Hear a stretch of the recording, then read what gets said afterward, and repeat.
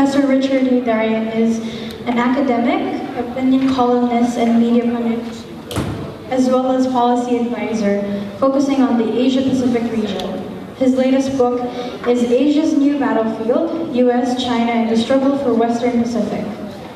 He has written for and or interviewed by Al Jazeera, BBC, Bloomberg, CNN, CNBC, Christian Science Monitor, Foreign Affairs, The New York Times, The Guardian, The Wall Street Journal, The Financial Times, The Economist, Reuters, USA Today, The Nation, NPR, Spiegel, among other leading global publications and the news outlets. He's a regular opinion writer for Al Jazeera English and The Straits Times, and a resident analyst at ABS-CBN News Channel. He's a regular contributor to the Asia Maritime Transparency Initiative of the Center for Strategic and International Studies in Washington, D.C., and has had numerous expert contributions to Brookings Institution and the Council on Foreign Relations. As an academic, he has taught at De La Salle University as well as Ateneo de Manila University, where he has taught graduate and undergraduate courses on international affairs and development with a particular focus on regional security in Asia. As a regional expert, he has been consulted as a reviewer by leading global publications such as the Oxford University Press. The Manila Bulletin, a leading national daily, has described him as one of the country's foremost foreign affairs and economic analysts. Please welcome Mr. Richard Heydarian.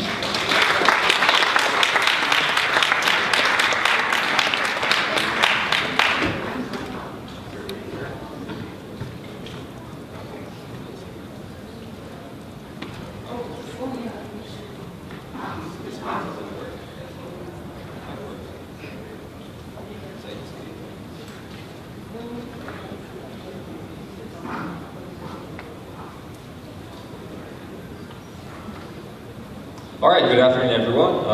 It's a pleasure to be back here in La Salle. So I was asked to give a presentation on migration. The previous speaker already gave an exhaustive lecture on the global migration trends. I kind of anticipated that. So what I'm going to try to talk about today is the issue of migration in a world that is no longer globalizing, but actually is deglobalizing. And there are 4 factors that I will show you, which clearly demonstrates that we no longer live in a world of globalization, that the trend is now towards a reverse direction. Next.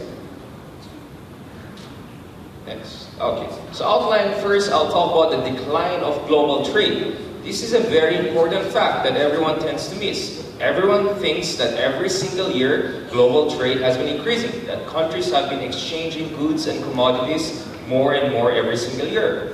But the problem is that, as I show you later on, now we're finally facing a reversal in global trade linkages. The second one is the return of nativism, or for the lack of a better term, or perhaps as a better term, let's call it Trumpism. The rise of Trumpism, not only in the case of the United States, but all around the developed world, which were traditionally destinations for refugees and migrants. Third is the global commons, including the South China Sea, or what we call here the West Philippine Sea. Now, freedom of navigation and overflight in those waters are increasingly under pressure, and perhaps in the future under total question. And the fourth is climate change and its consequences for global migration, particularly for countries like Bangladesh, which are significantly below the sea level rise, sea level. And lastly, are we moving towards a coming anarchy on a global scale? But I'll try to give it a spin so that we don't go on depressed. Okay, first, next slide, yep.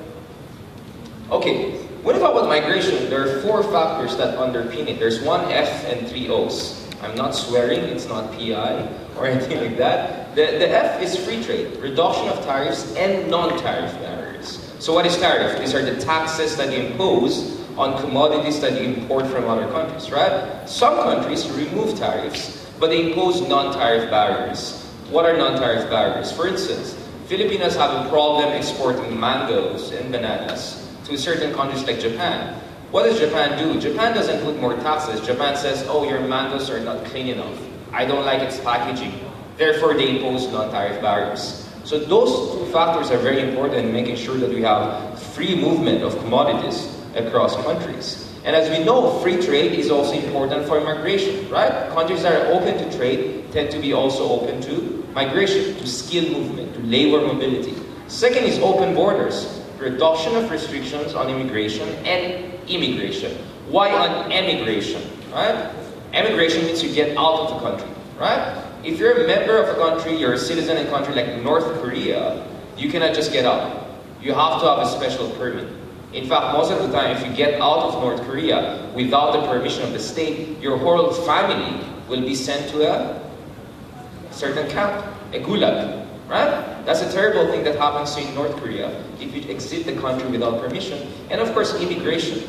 And this is where Donald Trump and Trumpism becomes very important. The third thing is open minds. You may have open borders. You may have more trade with other countries. But if you're xenophobic, if you're ethnocentric, if you look at other nationalities as others, as less human beings, that will affect the flows of migration and the quality of life that migrants and refugees will face in your country. And that is where you need what we call liberal multiculturalism, right? A multiculturalism whereby all different religions, all different ethnicities are allowed to practice their specific culture and values without interference by the state or without facing specific discrimination. And lastly is open access. Open access in terms of freedom of navigation and overflight. For you and I to fly to Singapore over the South China Sea without having to take permission from a specific country. Alright? That's a very important thing. Next. Okay, we know that open trade and migration is nothing new. It has started in the ancient times. And of course that map is the map of Silk Road, right? So we knew that Silk Road connected Xi'an, right, to Persia and all the way to Rome, right? And new discoveries suggest that apparently you can find Roman artifacts as far as Japan, and probably Japan learned mathematics from Persians. There's in fact one theory that some Middle Easterns like Persians were teaching karate and kung fu to the East Asians 2,000 to 3,000 years ago. You will get to know that if you watch things like Jumong. I don't know if you know that Korean novella. Okay, it kind of covers those things. I just wanted to say that I also know about pop culture. Okay, or Medjugorje and stuff. Okay, next. All right, now look at the picture at the top and look at the picture below, right? The picture at the top is what? You see a huge container, right, with tremendous amount of products coming from, of course, with the flag, from China exported to the rest of the world. Many of us assume that up until today, this is the trend. But if you go to the United States, you go to Seattle, you go to major ports around the world, the picture that you tend to see is the one below, right? Loan containers. Reduction in terms of imports. Reduction in terms of appetite for exports of certain countries. And let's show that in terms of statistics. Next. Okay, so Financial Times and New York Times have two very interesting reports. Yeah. If you look at the report by Financial Times, it says that the value of goods that cross international borders last year fell 13.8%, right? And exports from China and Brazil have almost halved, right, to the rest of the world. So that is why China is also facing economic troubles. I hear a lot of naive idea there that, oh, we can ditch the United States, China is the next superpower. China's economy is slowing down, and guess what? China is still a poor country. An average Chinese has a per capita income that is 1/8 of an American. Even if America's economy contracts every year for the next 20 years, still an average American is richer than a Chinese counterpart. So let's take facts into consideration. And now you see more panic in China about what will their future, economic future, will look like. And of course, the New York Times shows that the total value of American imports and exports fell by more than $200 billion last year. Just to give you an idea, $200 billion is the size of the entire Philippine economy. Alright, that's how big you see the fall in terms of American trade with the rest of the world. That also shows that Americans are no longer just buying stuff right and left from the rest of the world. The Americans are beginning to also cut on their expenses because they overspent for the last 2 decades. And that's why we had the global financial crisis. So the data is very clear. Global trade is falling. But the point is, this economic trend will eventually, or actually has had, political impact. Next. Okay, that says everything, all right, about the political impact. Now in the United States, there's a different mood. The mood right now is what? Make America great again, right? Well, one problem with that slogan is that there's nothing new about it. It's a plagiarism of a plagiarism, right? If you have heard about it, Marcos made the same statement, make the Philippines great again. But guess who came before Marcos saying, let's make country X great again? He was a frustrated artist, huh? Hitler, right? Make our country great again. Usually when you hear that, you should be troubled. It doesn't come with something interesting afterwards. Okay, next. So, I mean, if you look at Donald Trump, I'm looking at the statistics now, he's 2 points down in the latest survey. And with margin of error is essentially tied with Hillary Clinton. Probably Hillary Clinton will only win because of an 18th century anachronism called Electoral College, which made a cowboy win elections in 2010. His name was George W. Bush, right, over Al Gore. Al Gore got more popular vote, but he lost because Electoral College went in favor of George Bush when he won the state of California. This time it might work the reverse. Save us from apocalypse, right? By electing crooked Hillary at trouble as the next president, according to Trump. Now look at the statements he has made, and many analysts will tell you this is why Donald Trump won the primaries among Republicans. Because Donald Trump by no means is what you think a person is if he's a Republican, right? Republicans are usually what? Supposed to be conservative, right? Bible-Belt people, with Christian values. But the problem is that when you look at Donald Trump, he's a man of New York, right? He marries women and divorces them every decade or so, right? And they get progressively younger. There's hardly anything about the person that makes you think that he fits a Republican's image, right? And the point is this: in fact, he used to be a Democrat, and he used, I don't know about Donald Trump. He changes his ideas every day. Sounds familiar, right? The thing with Donald Trump is he used to support healthcare, universal healthcare. And by the way, one of his campaign proposals is to expand infrastructure spending. Those things sound very Democrat.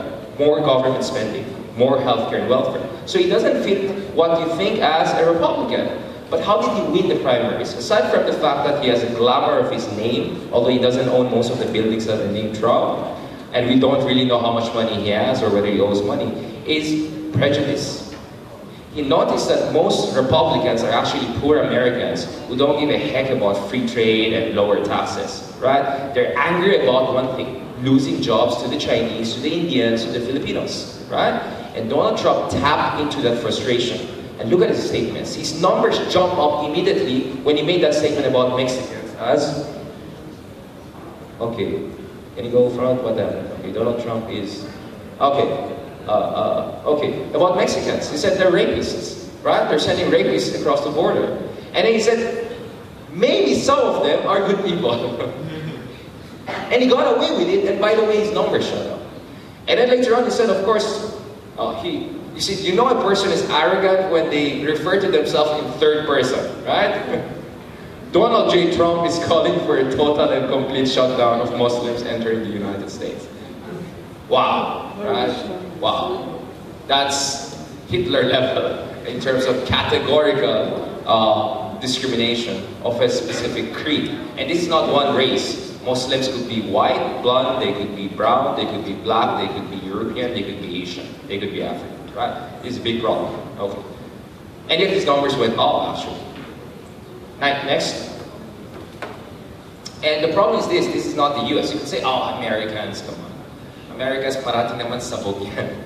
But the problem is that if you go to Europe, the problem is similar. The problem is very similar. And there you don't have a Trump. You have a whole political party dedicated to Trumpism. You have the Front National or National Front in France. You have UKIP in Britain. You have Alternative for Deutschland or Alternative for Germany. These are ultra-conservative, or some would say neo-fascist parties. And guess what? In Hungary, you already have an ultra-conservative neo-fascist in power as the president. In Austria, there is a recount of election, and the ultra-nationalists could win the elections, and Marine Le Pen could become the next president of France. She's polling at 30 to 40% in the latest polls.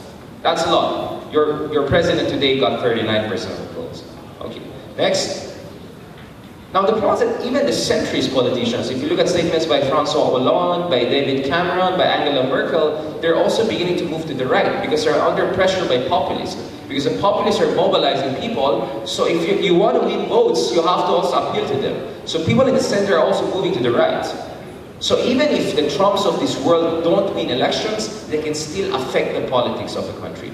This is a dangerous thing that is happening around the world. Next. Okay, so now you can guess which is the next topic. Global commons, right? Next. So South China Sea is a case in point, right? Over the last 2 years, next, you can see how the Spratly chain of islands, or what we call the Calayan, has been transmogrified. Not transformed, transmogrified. In a matter of 2 years, China has reclaimed 2,000 acres of land. They have created literally fake islands, beautiful islands, right? With white sand, with military and civilian facilities. And this is changing the whole landscape, right? Because China now has growing operational superiority in those areas. So don't be surprised if in few years from now, when you pass over the South China Sea, you have to get permission from the Chinese government to pass through. And if you don't get the permission, they may be able to shut you down if they want. So do you get the idea here? What is at stake right now is also freedom of overflight and navigation in international commons. And South China Sea is very important because it is the most important sea lines of communication. $5 trillion of trade passes there every single year. It's one of the most important, if not the most important waters, not to mention 10% of the global fishery resources are there. So hundreds of millions of people rely on access to fishery resources to the South China Sea. Next. Okay, so that just gives you an idea of the facilities that China has built. So look at the Chinese facility at Fiery Cross, compare that to the facilities, airstrips in other islands occupied by ASEAN countries, right? It's a huge, it's the next level. Next. And of course, the last issue here is climate change. I agree with good friends Al Gore and, what's his name, Leonardo DiCaprio, right? That this could very well be our existential challenge of the century, right? Because if global temperature rises by 2 degrees, countries like Bangladesh are in total trouble. Half of the country could be underwater, right? And the thing is this, global warming means extreme weather conditions, right? Not necessarily warming. It could be blizzards in Washington, D.C., right? In 2012, if I'm not mistaken, Washington was completely shut down because of the extreme cold. In places in New Zealand, after 50 years, they experienced snow, right? And if the global warming continues on average temperature, Europe will be colder, not warmer, it will be colder, according to some studies. And much of the Middle East and Africa will be unlivable, completely unlivable. So I don't know what the hell they're going to do with those beautiful buildings in Dubai and Qatar, right? Because probably 100 years from now, we don't need their oil anymore, right? Because it's going to be a completely different world. So they might as well try to enjoy it while it lasts. Okay. Next, maybe they know it, that's why they party crazy down in Dubai. So now, one of the problems we're facing right now are environmental refugees. And it could be cross-border, but it could be international. There are parts of the Philippines that are going to be more and more vulnerable to extreme weather conditions. So we have to get used to more Filipino refugees within the Philippines. Not to mention refugees across countries, right? These are serious problems we're facing on 4 different fronts. You could call it a perfect storm. Next. Okay, just to wrap it up, because I just want to make this very quick and short to give more time for question and answer. So you have a dangerous convergence of nativism, or racism, declining trade. Because why is trade important? Because studies show that on average, the more 2 countries trade, the less reason is there for them to go to war, right? There are always exceptions to the rule, like Germany and Britain going to war in the First World War. But generally, when you trade with one country, meaning you rely on that country for your food, for your basic commodities, you will always think twice before invading that country, right? Because that could affect your export market and your food imports. So if trade goes down, so does the incentive for not going to war with each other, right? That is why trade is very important as a predictor of tensions or resolution of tensions among countries. And of course, you have refugee crisis and resource competition in global commons, especially in the South China Sea. All right? Now, so if the problem is multidimensional, the solution should also be multidimensional, and that's where the things get difficult. There's no one magic solution to all of these problems we're facing. Certain solution can, for instance, we can defeat Trump and we could sigh relief, but that's not going to solve the problem in America, which is the fact that America continues to be one of the biggest emitters of carbon dioxide and emissions around the world. You can solve the problem of Trump, you can solve the problem of South China Sea, but you may not necessarily solve the problem of racism and nativism spreading around the world. And that could also create tensions, right?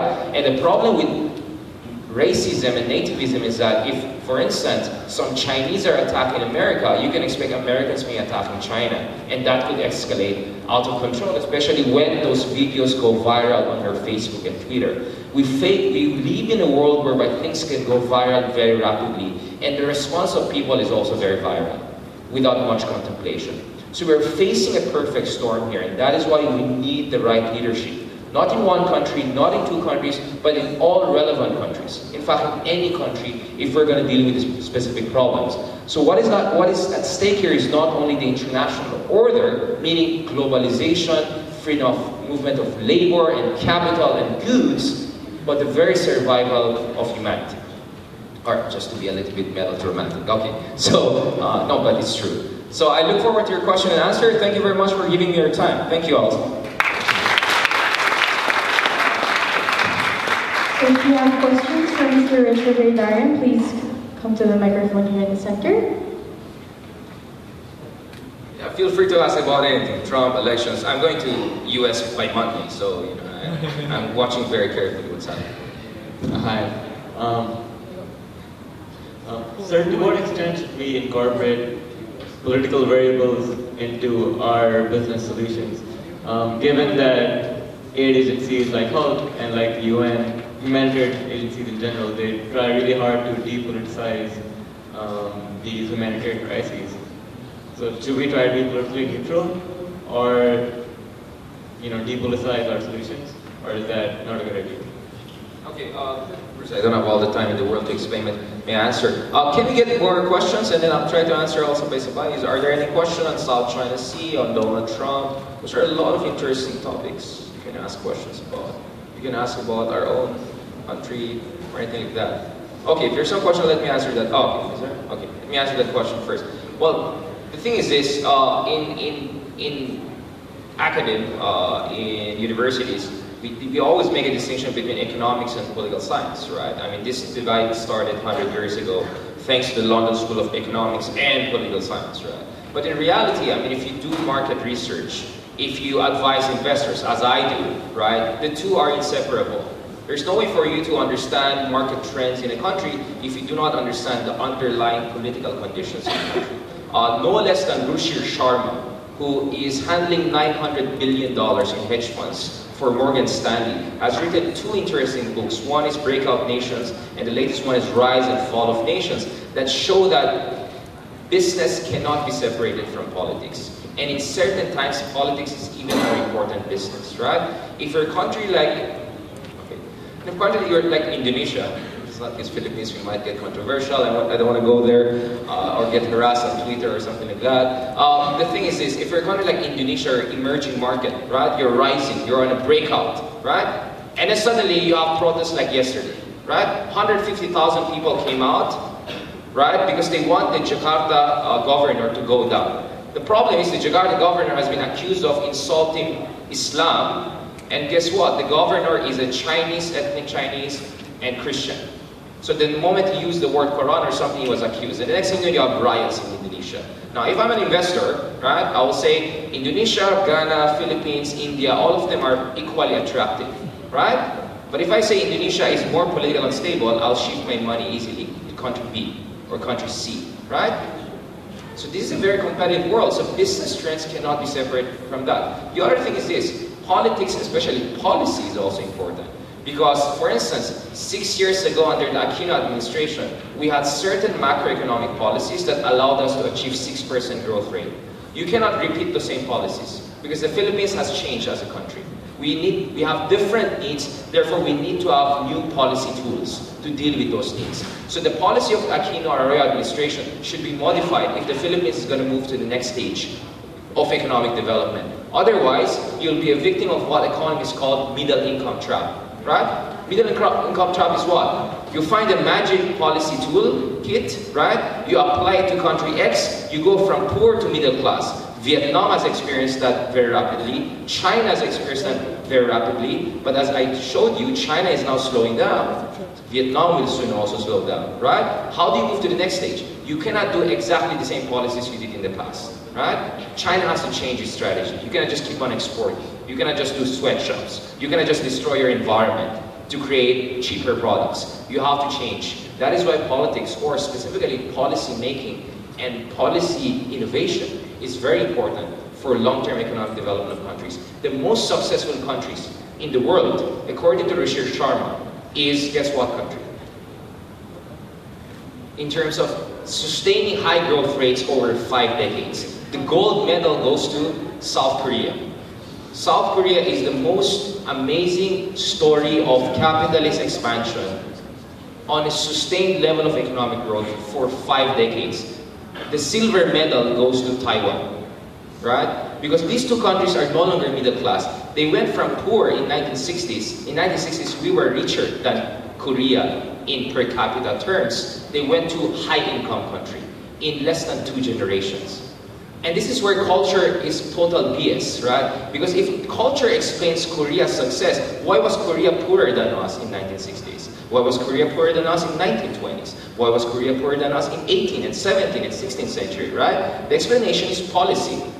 There were certain policies that South Korea implemented since 1960s that we have not been implementing, right? And guess what? If Korea's success was because also of our failure.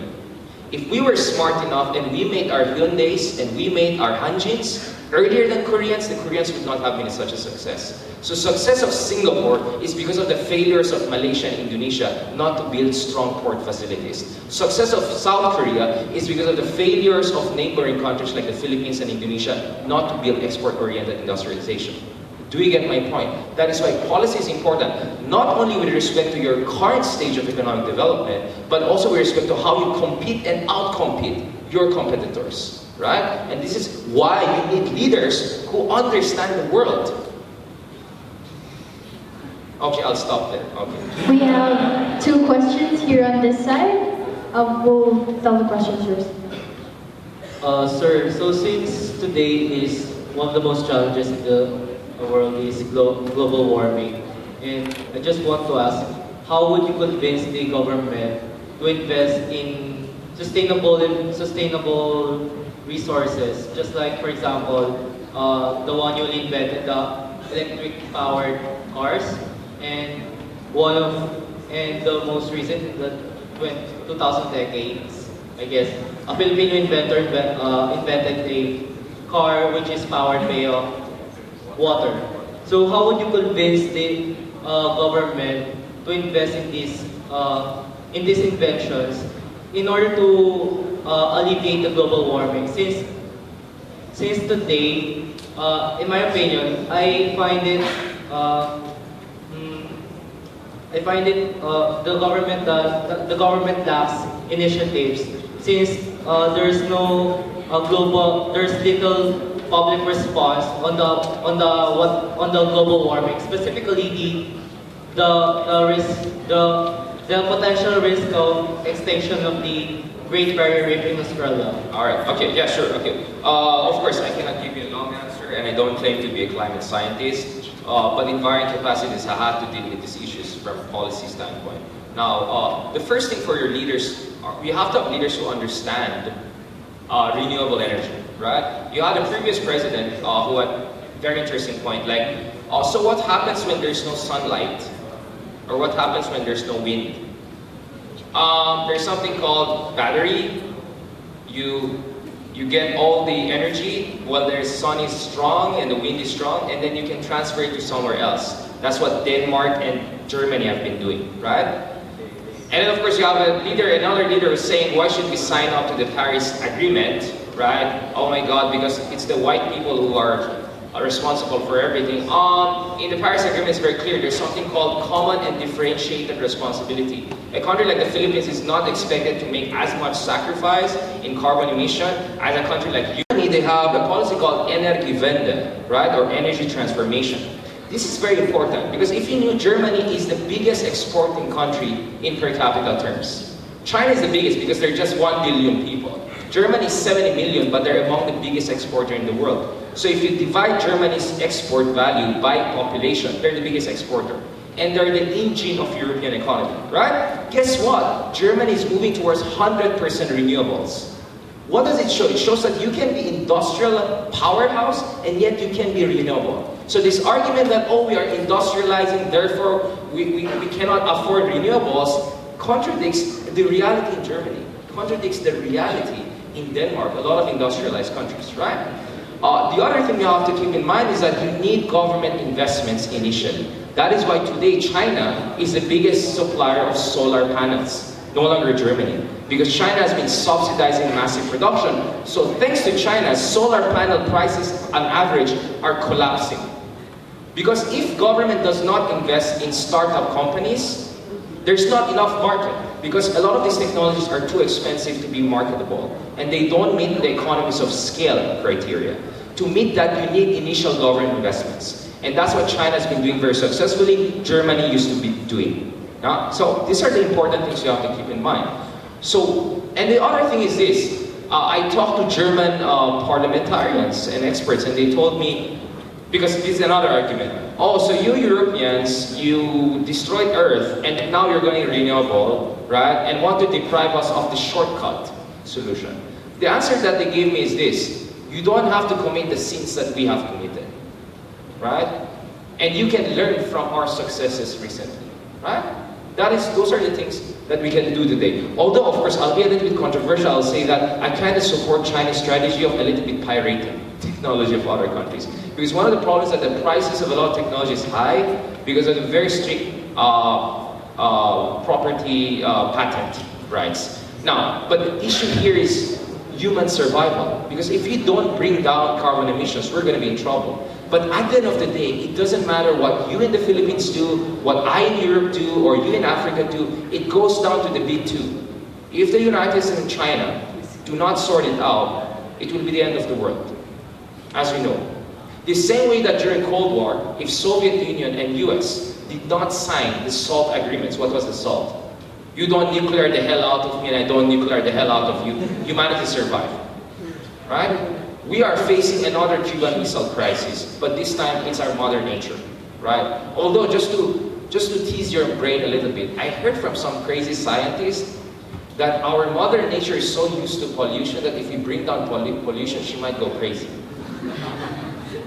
It's like if you're a smoker and then suddenly you stop change smoking. So maybe we have to do it slowly, all right? But nonetheless, what I'm hearing right now is essentially governments around the world have given up on carbon reduction because populations will not just allow it. The Pentagon will not allow it because they're scared the Chinese will cheat and build bigger data. So the solution right now is mega engineering, mega geological engineering. I saw a picture in China whereby they have this sink. They created a sink like as big as the whole UP campus, and the sink sucks the whole entire carbon of the air to clean it up. It seems this is the way forward. They're going to create giant interventions, like they're going to inject chemicals into the ozone and then the temperature goes down, right? But there's one problem with that solution, right? Nature is we never know. Maybe you will make interventions here, so there's something else go completely wrong somewhere else, right? And that's what we watch in Hollywood movies. And that's my fear. We may come up with a technology that shortcuts everything, but sometimes shortcuts get dangerous. But just to make you hopeful, just watch Leonardo DiCaprio's Before the Flood, not because of Leonardo DiCaprio, but because of the movie. Because towards the end, the interview, what is his name? Musk, Tesla guy, the Tesla, who's dating the ex-girlfriend of Johnny Depp, ex-wife of Johnny Depp. Yeah, Elon Musk, right? Elon Musk said that he only needs to build 10 gigabyte factories. He already has 1 gigabyte factory. Sorry, 10. He needs 100 of that, and they can create sustainable technology for entire humanity. So if GE, Shell, all of these companies invest, in Tesla technology, we can actually technologically solve it, probably. Most likely, probably. Alright? But the problem is this, you need policy to do that. You need to create incentives, and one way to do that is to create what we call carbon taxes. The best way to change behavior of people is through hurting their pocket, right? And that's what we need to do. Alright? But as our good president said, the white people should go first because they ruined our planet ahead of all of us. Okay, I'll give it there.